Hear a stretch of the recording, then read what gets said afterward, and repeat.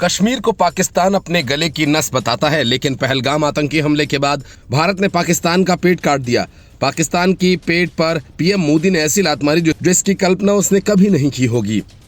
इसके पीछे की वजह यह है कि सिंधु जल संधि के बाद पाकिस्तान के हुए चारों जंग के दौरान भारत ने ऐसा कठोर फैसला कभी नहीं लिया जो अब पीएम मोदी ने एक झटके में कर दिखाया।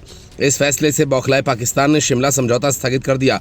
मतलब हर हाल में सीमा पर शांति बनाए रखने के वादे से पाकिस्तान पीछे हट गया। संकेत युद्ध के। भारत के पानी से अपनी दाल रोटी चला रहे पाकिस्तान को इतनी सुविधा जवाहरलाल नेहरू ने इसलिए दी थी ताकि उन्हें नोबेल पुरस्कार मिल जाए।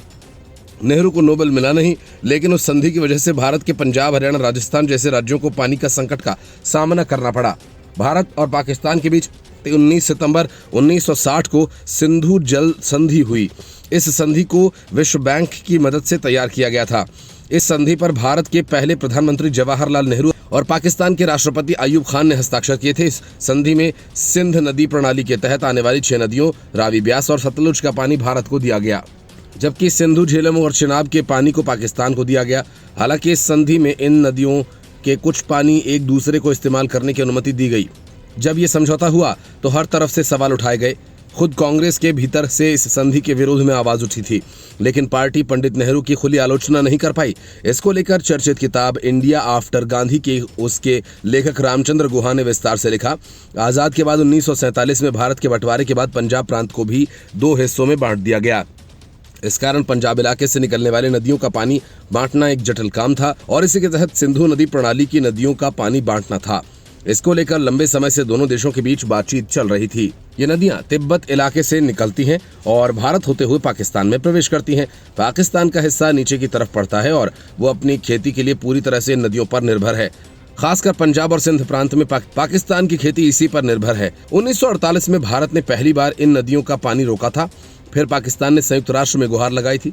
1954 में विश्व बैंक के मंच पर दोनों देश मिले। दूसरी तरफ नेहरू ऐसे मामलों को बातचीत के जरिए सुलझाने के समर्थक थे। वह वैश्विक स्तर पर भारत की छवि भी एक उदार राष्ट्र की बनाना चाहते थे। इस कारण उन्होंने काफी हद तक भारत के हितों से समझौता कर इस संधि पर हस्ताक्षर कर दिए। संधि 1960 में हुई और भारत की इन नदियों का 80% पानी पाकिस्तान को देने की बात कही। इस कारण इस संधि को भारत के नजरिए से काफी उदार बताया गया। रामचंद्र गुहा ने खुद लिखा है कि इस संधि की वजह से पार्टी असहज हो गई थी। कांग्रेस के कई बड़े नेता ये कह रहे थे कि अगर सरदार पटेल होते तो पीएम नेहरू को इतनी खुली छूट नहीं मिलती। पटेल कभी भी ऐसा समझौता नहीं होने देते। इस संधि के तहत पश्चिमी नदियां सिंधु, झेलम और चेनाब के पानी पाकिस्तान को देने की बात कही गई। इन नदियों में 99 अरब घन मीटर पानी है, जबकि भारत के पक्ष में आई नदियां रावी, ब्यास और सतलुज में केवल 41 अरब घन मीटर पानी है। कांग्रेस के तत्कालीन कई बड़े नेताओं का मानना था कि भारत की भौगोलिक स्थिति ऊपर है, ऐसे में भारत अपनी इस स्थिति का फायदा उठाकर ज्यादा बेहतर डील कर सकता था। उनका मानना था कि नेहरू ने राष्ट्रीय हितों को नजरअंदाज कर ये डील की।